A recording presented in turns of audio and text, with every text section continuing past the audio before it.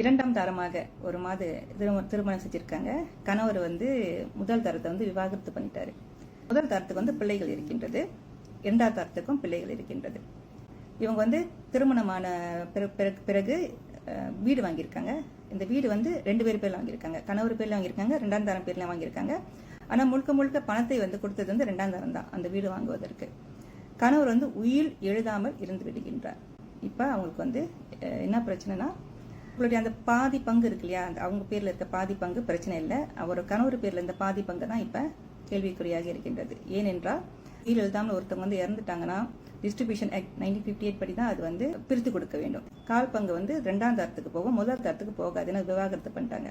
அரை பங்குலயே கணவரோட அரை பங்குல கால் பங்கு அப்பாவுக்கும் மனைவிக்கும் போயிடும். இன்னொரு அரை பங்கு எல்லா பிள்ளைங்களுக்கும் பிரிச்சு கொடுக்கணும். முதல் தர பிள்ளைங்களுக்கு பிரிச்சு கொடுக்கணும், இரண்டாம் தர பிள்ளைங்களுக்கும் பிரிச்சு கொடுக்கணும். ஸோ இது காலகாலத்துக்கு அவங்களுக்கு ஒரு பெரிய பிரச்சனையாக தான் இருக்கும்.